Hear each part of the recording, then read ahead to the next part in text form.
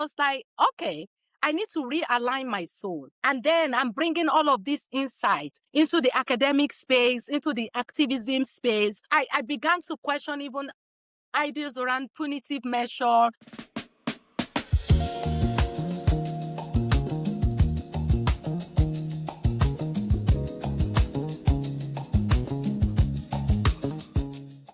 It was as if it was made for me. I was blooming within that space. But then, between 2009 and 2012, I was crashing again. I had this deep phobia for flying, which began from plane crashes in Nigeria when I was, before I entered the university. And then I was in London when I went back to for my master's, and I lost a friend to a plane crash. And by then, the phobia and the anger, and I just walked out of my marriage. My partner was with me in the UK. I walked out, I was like, that was it. You know, I thought just leaving was the end of it. But what was sitting at my gut, at my heart, at my tummy was anger, sadness, grief, shame, and then the phobia. And I was walking on the street of London one day and I was about to jump into I was like, oh, this double-decker bus that is going, maybe I should just let it crush my legs. So I won't have to fly to Nairobi because I just lost a friend and I didn't want to travel. That was when my conscious awareness did the trick. Pulled me back and said, girl, you need to go to therapy. No, this is too much. And I was still sitting on that. Then I went to school. Then we had a mentorship class, and I lost my sheets on my classmates and peers. The debates, of course, I could just have asked more questions and told them to clarify. It's as if that they've, triggered me beyond repairs. And by the time I was palpitating in the conversation, I knew what I needed to do. So that now became my signal to do more healing work. Then it became, let me go to therapy. I went to cognitive behavior therapy. And by the time I was getting out of that and doing all the, I went researching more into other healing mechanisms. I was, running, changing the way I eat. I even became vegan for 5 years as a result of becoming, present within myself.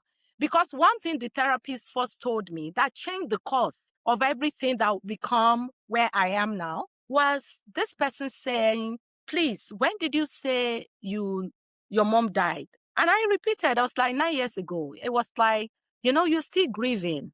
You've not moved from your grief. I didn't know I was grieving. I thought I was just angry. And that was it was a sounding board. It was able to bounce that back to me, and I saw clearly. And I saw that beneath the surface of all of that was so many emotions that have just safeguarded me over time that were no longer now useful. So that journey, of course, I'll go back for a PhD. And then I realized on that journey that self-discovery is important for me to be able to make the change that I need within.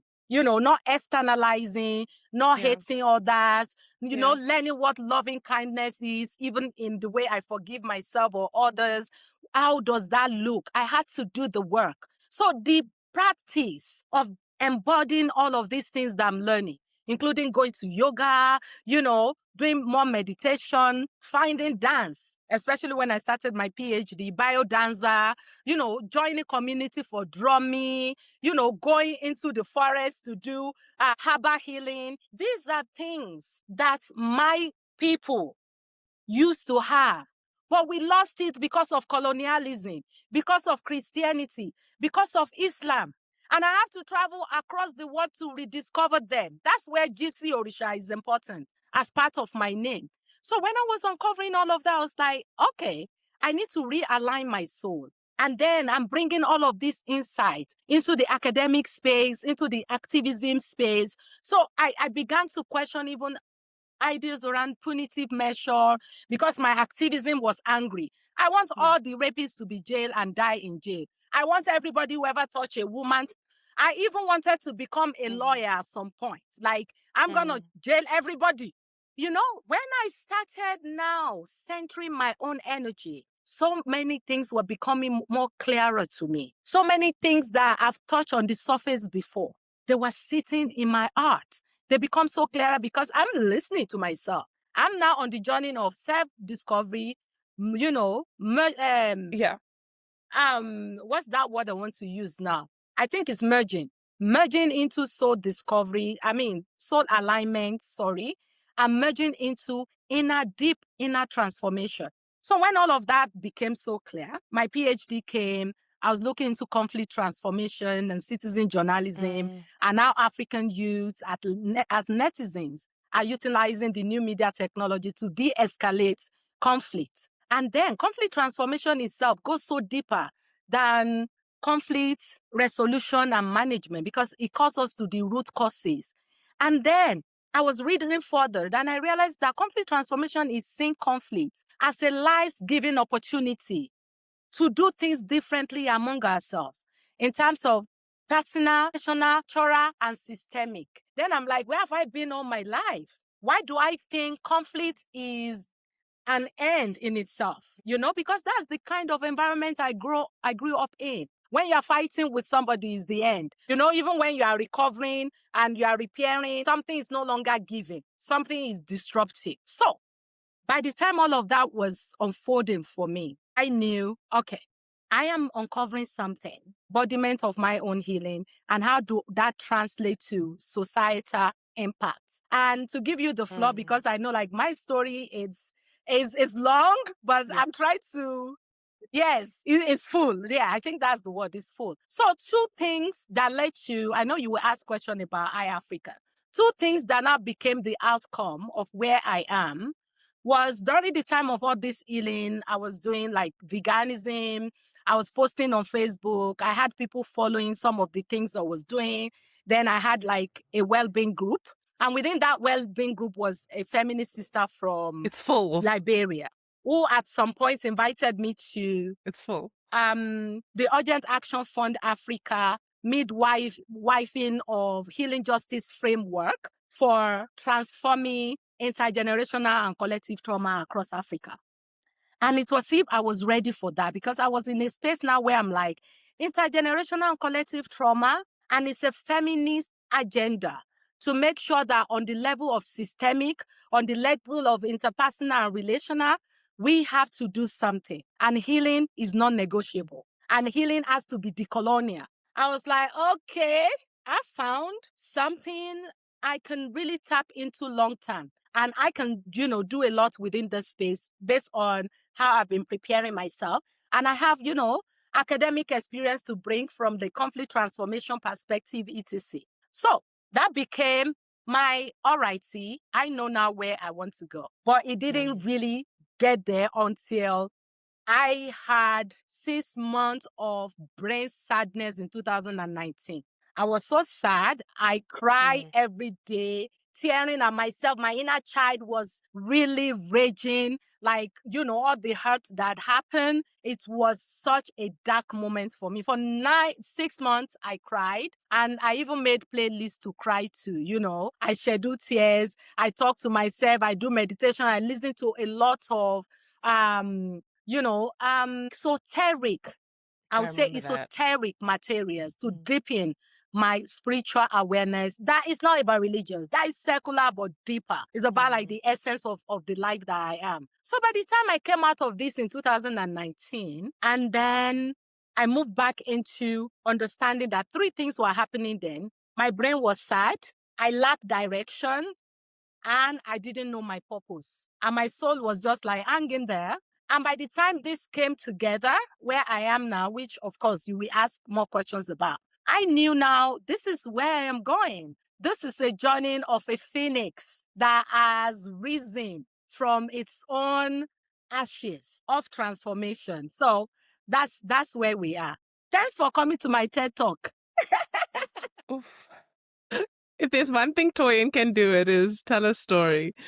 But I wanted to ask, is your relation, knowing that all of those tougher moments in your life has led to being here right now? Thank you for asking that question. You see, I think, and I get it, why people don't want to do deep healing. That shit is not funny. It is hard. It is hard. It is jarring. It's a lot. Because, on the surface, I had the grief, I had the anger. I thought once I've meditated, everything will be okay. But we are always tested within the space of interpersonal relationship. When you relate with other people. Then I was there being zen. Then I met this guy who was zenning with me. And then I realized that for the first time, I was giving the relationship all my vulnerability. Oh, that was when I realized that beneath that surface, beneath that, anger was the vulnerability that I have not touched because I've been tough all this while. I was a private crier. When things happen, of course, you see it in my face. I'm angry. I'll go into the room to cry. But then I became the one crying with this person, crying all the time, wondering why, and then by the time I encountered the vulnerability, it didn't become about him anymore. It became another data of what was this telling me. Yeah? And by the time I was embracing that vulnerability, was so many other things that my brain would my mind would be like, hang on, the person who offended you in 2000 and whatever, and this other one, then I'm raging because now I have anxiety. I'm anxious. The vulnerability from anger to, being vulnerable to anxiety to like, okay, now this other one. Then I'm like, what am I going to do about all of this? Because how relationship works and energy and frequency is this, at least for what I have seen. People will send me information about people that my brain is still not, having peace with. And then they are in my face. Or I am just minding my business on the internet and I see something about them. Then I'm panicking all over the place. My head is, swelling. I am not at peace. So I asked myself, this is more work to be done. I began to do the work. I figure out what loving kindness meditation is about because I realized that it's easier to say it at the mind level that I get it. But your nervous system will tell you a different story. If your body and mind are not integrating, if you are thinking, you are intellectualizing, no, I'm not mad at this person. That anxiety is telling you, oh girl, you are mad at this person. And then what am I going to do with all of this? Because I know the me that I'm becoming cannot harbor hatred, cannot function within the societal code of enmity. This person is my enemy. This person is whatever. So entering loving kindness meditation allow me to move out of all of that.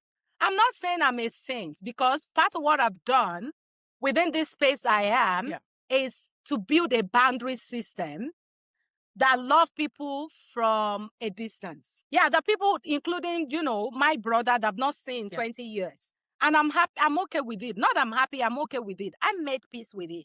But I don't hate him. But when it comes to my hobbies and this moon goddess universe is in another planet. And I hope he thrives in his planet. So I learned that there's a lot around boundary system. But while I was building boundary system as well, I was paying attention a lot to relational repairs. How do we repair our relationship? But that's where what I call reciprocal healing comes in. It's only reciprocity that can make us see each other. Because if somebody is still hating you, you go to them, they are shouting at you, they don't know anything about active listening, they don't know anything about loving kindness, communication. They are not compassionate to even hear you out. They've closed the door. There is no point. You don't have to hate them, but you know that if ever there's a chance for repair, maybe, and just maybe you will welcome that. And not, wishing them harm is important. So that, imagine now, all of these people I'm talking about, if in the future, I'm in a place where we need to dissect systemic injustice. And this system is affecting them. I'm going to speak up for their rights. I'm going to make sure that that system is addressed. But we don't have to be in each other's lives. But I'm not going to stop what I needed to do because now I'm angry at them because I've worked my way out of that. So all of that became the kind of thing I'm taking along with me. And, I love the fact that you answered some of these underlying vulnerabilities. Just 2 years ago, I uncovered that part of what I have done to have sense of belonging with people, because I don't have like family who I'm close to. And I am the moon. I love connection. I thrive with others. And so many a time is not there. And that's why I'm saying this healing journey can be really, intense. I've learned to enjoy my company. There's so many a times as well. I'm like, why am I even talking to people? But sometimes I'm like, I want people. I need people. And I realize that the need or the want, sometimes I still don't know how to do it well because I've not learned what's going on there. Then I realized that I've become a fixer, fixing people's issues and rescuing people. And I realized that no, that rescue syndrome cannot work anymore. I'm a co-creator, a collaborator, a reciprocal, person within a relationship. And that was when I wrote to myself in 2024 December, 7 Toyin healing commitments. Okay. 13 things I am not going to be doing that I need to pay attention to so I can continue to embody where I want to be. Yeah, when it comes to how I want to show up in the world. Yeah. Yes. I love that concept of reciprocal healing, because I've also been thinking a lot about relationship repair. And, there is this, again, I don't know if it's just my algorithm, but I've seen so many videos recently of people talking about needing to sever a relationship if it's toxic, if for whatever reason. And I saw another creator, I don't remember who it was, but she was talking about how that being so quick to sever a relationship is also a bit of a colonial construct, because so many of our traditions are rooted in community and conflict transformation, and being able to, sit in discomfort and figure out a way of how are we going to coexist, even if this rupture has occurred, Yes. And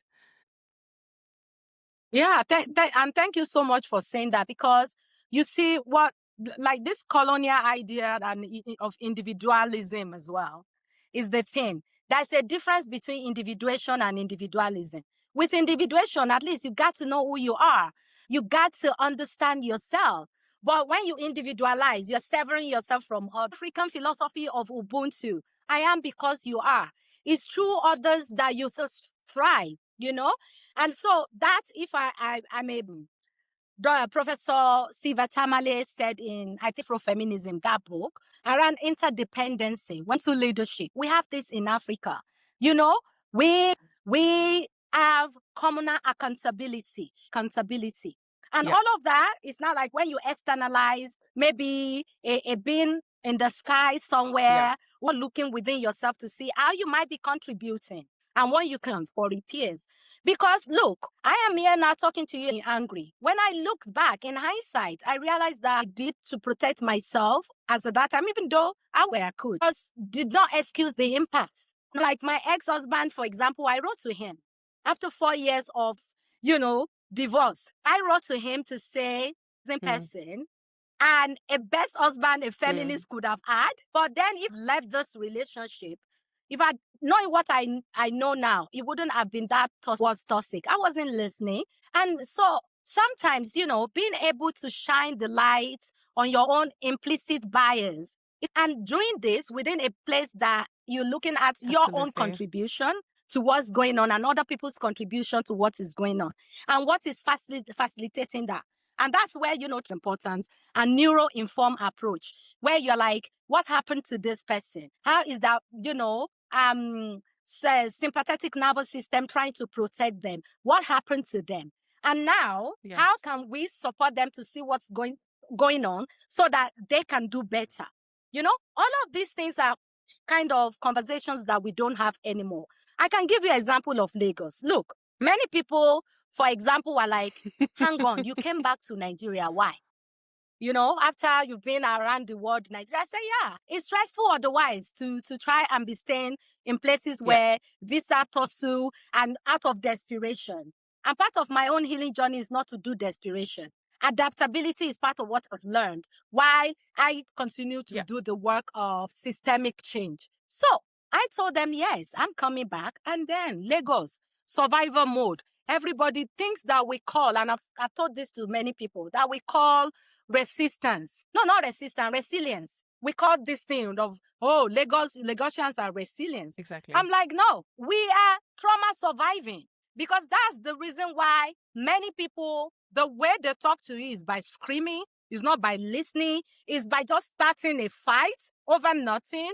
You know, because it's two nervous systems fighting, because two nervous systems that are surviving, and that's the only language that they've learned. And here I am saying, you know what, I'm in this country, I'm in Africa, and I want us to look into certain things.